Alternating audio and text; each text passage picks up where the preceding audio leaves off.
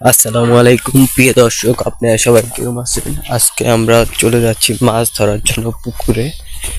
দেখতেছেন ছোটকে নিয়েছি, আজকে মাছ ধরবে।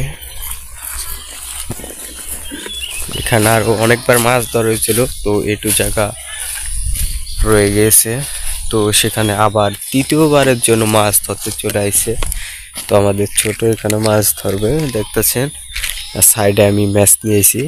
এই কস্তুরগুলো দেখতেছেন আপনারা, এই যে এগুলোকে আগুন লাগিয়ে পুড়ে ফেলবো। আর এই যে মাছ ধরবে, এখন পানি হাসার জন্য প্রস্তুতি নিচ্ছে।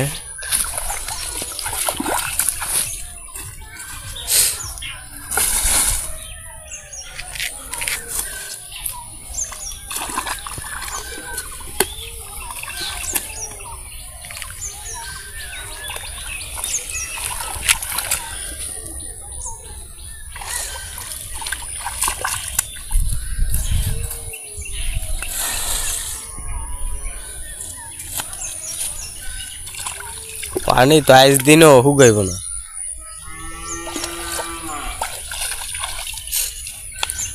এইভাবে হুকায়।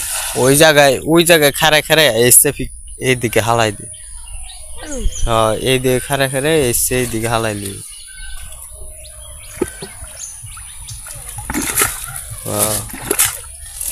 রস বাইরে যাবে ওখানে দেখলি।